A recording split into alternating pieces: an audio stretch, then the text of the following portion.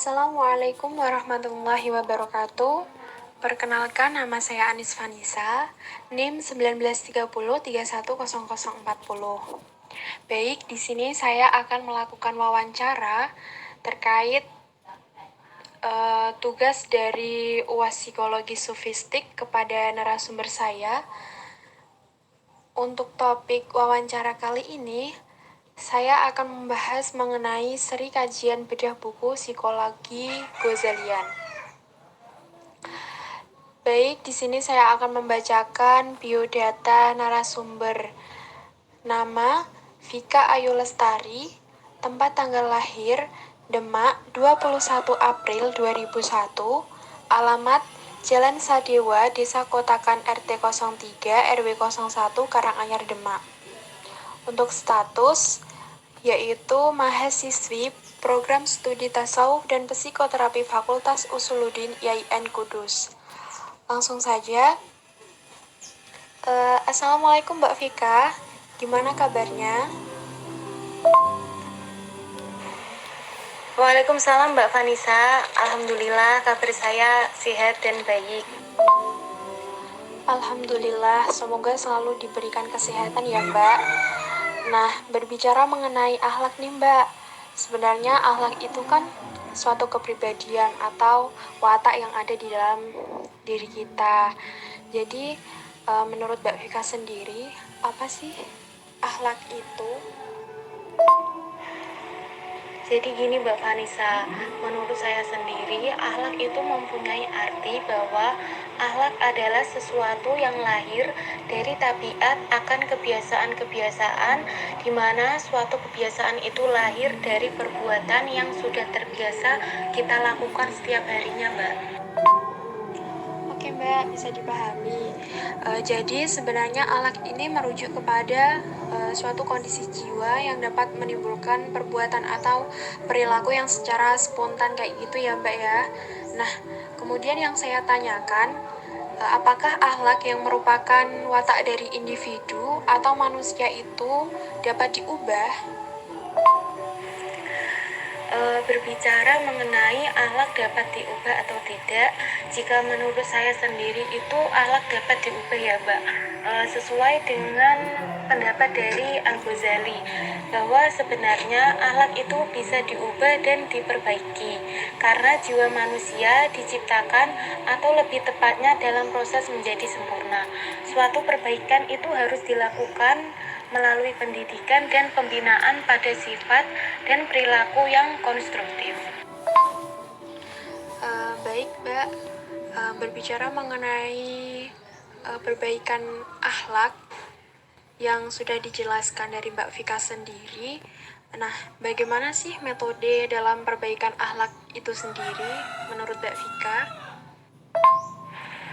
Mengenai metode atau cara untuk memperbaiki akhlak, itu kita bisa ambil dari pendapat Ibnu Maskawi Mbak. Nah, Ibnu Maskawi ini mempunyai 5 cara. Yang pertama yaitu mencari teman yang baik. Nah, teman ini sangat berpengaruh untuk perilaku seseorang Mbak. Maka dari itu tuh kita harus pintar-pintar memilih teman. Yang kedua yaitu olah pikir. Nah, olah pikir ini perlu kita lakukan guna untuk kesehatan jiwa kita. Yang ketiga, menjaga kesucian kehormatan diri dengan tidak mengikuti dorongan nafsu.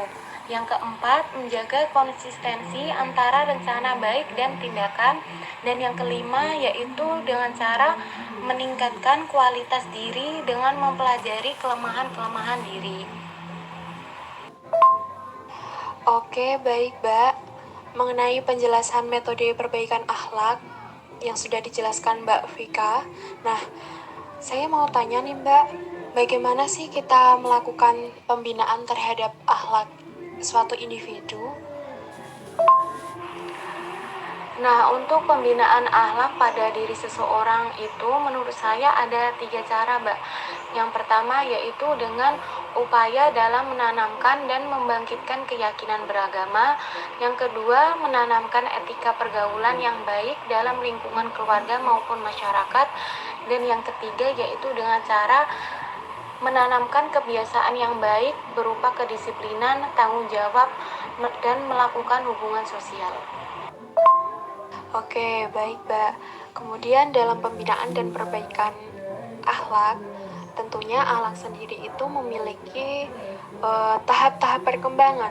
Nah, apa sih, Mbak, tahap-tahap perkembangan dari akhlak itu? Berbicara mengenai perkembangan akhlak, dilihat dari sudut pandang potensi itu dibagi menjadi 3, Mbak. Yang pertama yaitu fase syahwat. Nah, fase syahwat ini dimulai dari umur 0 tahun sampai 7 tahun. Nah, yang dimaksud dari fase syahwat sendiri yaitu potensi yang ada di dalam diri kita yang menuntut kita untuk mengejar kenikmatan, kesenangan, terutama yang berkaitan dengan kenikmatan fisiologis dan biologis. Nah, yang kedua yaitu fase goldop. Nah, fase goldop ini dimulai dari umur 7 tahun sampai 15 tahun. Fase goldop ini mempunyai arti potensi manusia yang berkaitan dengan individu itu untuk mempertahankan diri, misalnya melindungi diri dari bahaya. Nah, yang ketiga yaitu fase akal. Fase akal ini dimulai dari umur 15 sampai 60 tahun. Nah, fase akal ini memiliki arti yaitu suatu potensi perkembangan akal pada individu berkembang secara signifikan. Nah, jadi dalam tahap perkembangan akhlak ini, jika suatu individu itu tidak bisa mengontrol atau mengendalikan dirinya pada tahap perkembangan akhlak ini, apakah dampak yang akan ditimbulkan dari suatu individu jika tidak bisa mengontrol akhlak dirinya sendiri? Itu bagaimana, Mbak?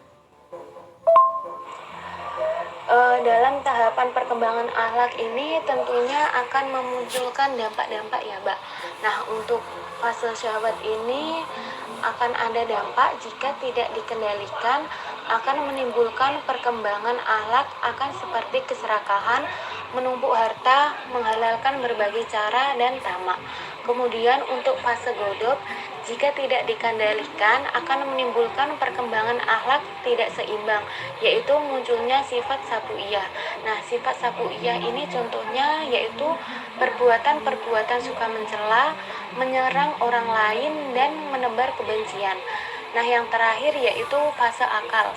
Fase akal ini jika tidak dikendalikan akan menimbulkan perkembangan akhlak yang tidak seimbang, maka akan memungkinkan potensi untuk memunculkan sifat rububiyah atau ketuhanan.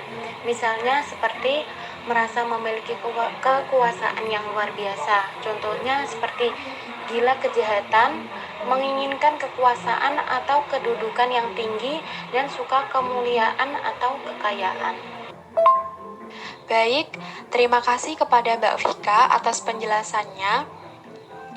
Jadi, untuk penjelasan Mbak Vika sendiri, kita bisa mengambil kesimpulan bahwa kita harus mampu mengendalikan perkembangan akhlak, terutama untuk diri kita sendiri.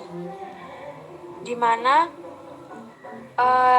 dalam mengendalikan akhlak itu, kita bisa menyeimbangkan akhlak dan potensi-potensi yang kita miliki dapat bermanfaat untuk diri kita sendiri maupun untuk orang lain.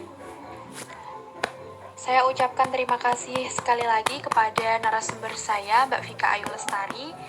Terima kasih atas waktunya. Untuk pembahasan kali ini kita cukupkan sekian. Semoga bermanfaat. Wabillahi taufik wal hidayah. Assalamualaikum warahmatullahi wabarakatuh. Iya, sama-sama Mbak Vanessa. Semoga jawaban saya dapat membantu. Waalaikumsalam warahmatullahi wabarakatuh.